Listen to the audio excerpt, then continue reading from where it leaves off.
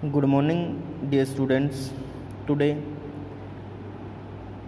in our topic is a poem that is "Dust of Snow," written by Robert Frost.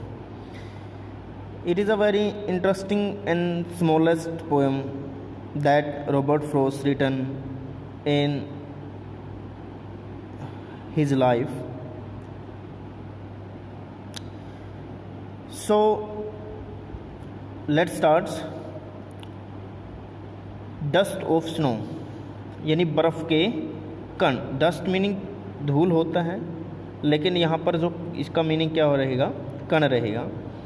यानी कि जो बर्फ़ के जो कण थे, यानी बर्फ़ के जो कुछ टुकड़े जो रॉबर्ट फ्रॉस्ट के ऊपर गिरे थे, उन्होंने उसके सारे मूड को चेंज कर दिया था। तो मैं थोड़ा सा आपको बता देता हूँ इसके बारे में, पोइम किस बारे में है। देखिए, हम कई बार क्या होते हैं कि परेशान होते हैं, उदास हो जाते हैं, या फिर हम कोई भी कार्य करना नहीं चाहते, निराश होकर ऐसे ही मतलब बैठ जाते हैं। तो हमें बैठना नहीं चाहिए, हमें उस समय का भी सदुपयोग करना चाहिए।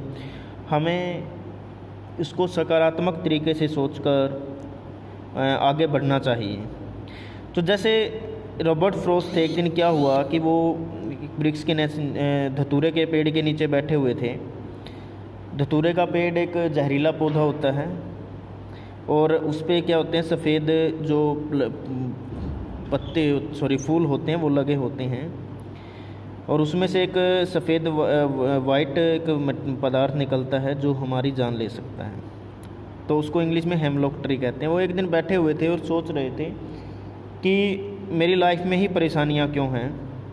तो ये सोचते सोचते अचानक से एक कौवा आता है, वो धतूरे के पेड़ पर बैठा हुआ है। वो जैसे ही वहाँ से उड़ने की कोशिश करता है, तो वो जो पेड़ है या पौधा है वो हिल जाता है, और जो बर्फ़ है, जो फ़ॉरेन यानी कि अमेरिका के अंदर जो भी जहाँ पर भी बर्फ़ पड़ती है, या वो बर्फ़ है जो उस कवि के ऊपर यानी रॉबर्ट फ्रॉस्ट के ऊपर जा गिरती है, और वो उसके बारे में सोचने लग जाता है कि देखो, जो मैं बैठा हूँ, उदास बैठा हुआ हूँ, और देखो कौवा है वो अपना काम कर रहा है, तो मुझे भी अपने काम में लग जाना चाहिए, और ऐसे ही हमें भी अपने काम के अंदर लग जाना चाहिए।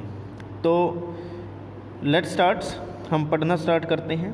द वे अ क्रो सुक down on me the dust of snow from a hemlock tree.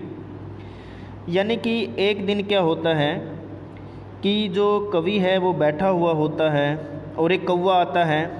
सुक डाउन, सुक का मतलब होता है हिलाना, डाउन मतलब नीचे की तरफ, ऑन मी मेरे ऊपर, द डस्ट ऑफ स्नो बर्फ़ के जो कण हैं, फ्रॉम अ हेमलॉक ट्री एक धतूरे के पेड़ से।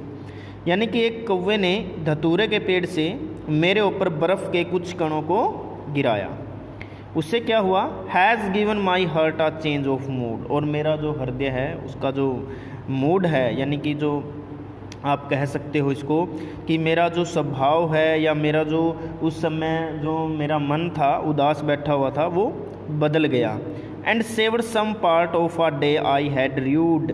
र्यूड मीन्स क्या होता है, जो आप व्यर्थ करते हो। यानी कि मैंने जो उस दिन को, जिस दिन मैं उदास बैठा था, उस दिन के जो आगे वाले भाग हैं, यानी उसको जो मेरा दिन था उसको ख़राब होने से बचा लिया, व्यर्थ होने से बचा लिया। क्यों बचा लिया? अगर मान लीजिए कवि वहीं पर पोइट बैठा रहता तो ये पोएम लिख नहीं सकता था। तो आपको पता ही है, रॉबर्ट फ्रॉस्ट एक ऑर्डिनरी जो हैं पोइट हैं, और अमेरिका से हैं, और उन्होंने बहुत सी अच्छी पोएम लिखी हैं, और सिंपलेस्ट पोएम है। तो ये भी एक सिंपलेस्ट पोएम है। आई होप आप समझ गए होंगे कि डस्ट ऑफ स्नो क्या है।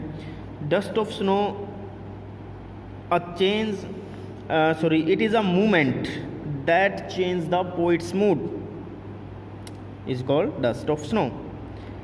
Thank you, have a good day dear students. इसके जो वर्ड मीनिंग हैं वो आप अपने बुक्स के अंदर नोटबुक्स के अंदर नोट कर लेना, और मैं आपको करवा भी देता हूँ। जैसे ग्लोसरी में लिखा गया हेमलॉक। हेमलॉक मीन्स क्या होता है, अ पॉइजनस प्लांट या tree with small white flower, जिनके छोटे छोटे जो क्या होते हैं, फ्लावर्स, पौधे, फूल होते हैं, लगे होते हैं। र्यूड मीन्स होता है हेल्ड इन रिग्रेट, यानी कि एक प्रकार से शर्मिंदा होकर बैठना। तो आप सभी समझ गए होंगे। Thank you, have a good day.